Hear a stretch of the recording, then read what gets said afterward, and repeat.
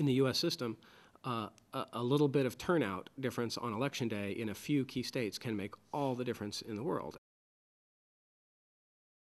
2012 is going to be a very different election than 2008. 2008 was about a lot of anger at George W. Bush and a lot of enthusiasm about Barack Obama. He was a mesmerizing, phenomenal candidate, and he drove huge turnout because of that among young people, among minority voters, among Democrats and independents who were so enthusiastic about this charismatic young president or presidential nominee at that point. I think this is going to be a very different election year. Obama, some of the shine is off of his star. It's harder to govern than it is to campaign. He's had to make compromises. So I think you won't find the level of enthusiasm among young voters, among minority voters, among a lot of Democrats for him that there was then. That doesn't mean they're going to vote for the other guy, but it might mean they don't vote, or they don't contribute, or they don't register to vote for the first time in the way that they did in 2008. The good news for Obama is it may be much the same situation on the Republican side. The Republicans at this moment seem likely to be headed toward choosing Mitt Romney as their nominee. He's a candidate who's greeted with a lot of suspicion on the far right, and so it may be hard for him to mobilize voters to come out. It may be hard for him to get people to open their checkbooks to help contribute to a campaign. So I think we'll see a campaign that has sort of less enthusiasm about it than we did last time, and a campaign that's really focused on the economy.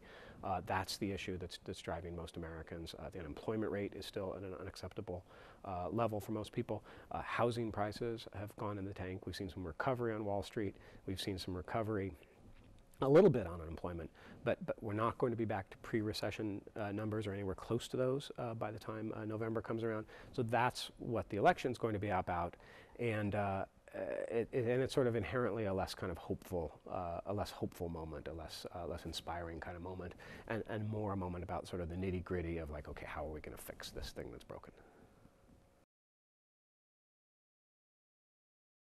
Social media will continue in 2012 to play a huge role in the process. It can't not do that. There's so many people on Facebook, on Twitter. Just last week, Obama joined a new social media, a thing called Instagram. I don't even know what that is. So it's so ingrained now in the process that in some ways it almost becomes background noise. Everybody uses it. Everybody tweets. The candidates tweet so much that they have to have other people who do their tweeting for them. The Obama re-election campaign recently advertised for social media specialists to join them who could tell the story of the campaign in 140 characters or less. So that's an indication of sort of how ingrained this is. So much of the debate, so much of the communication happens through these social media methods. After the Iowa caucuses, everyone thought Rick Perry would drop out. I think even some of his own staff thought he was dropping out. We learned that wasn't true because Rick Perry tweeted something about, "I'll see you all in South Carolina."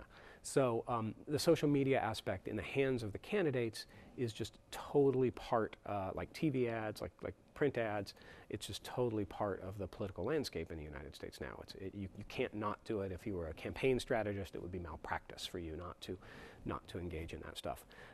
It's also playing a huge role in how journalism works. I think there will always be a role for professional journalists to play, the people who have the time and the institutional support to hold government accountable, to hold candidates accountable.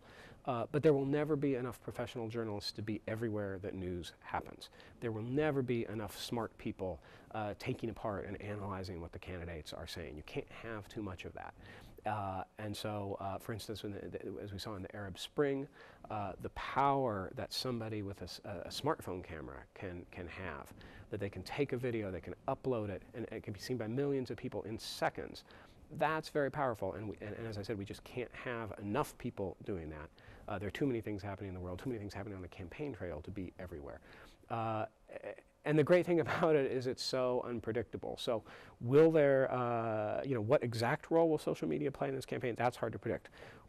Will it play a role? Will somebody do something that gets caught on a cell phone camera and has a huge impact on the race, at least for a few days? Yes, we know that's going to happen. We just don't know what it is, and that's sort of the fun of covering all of this.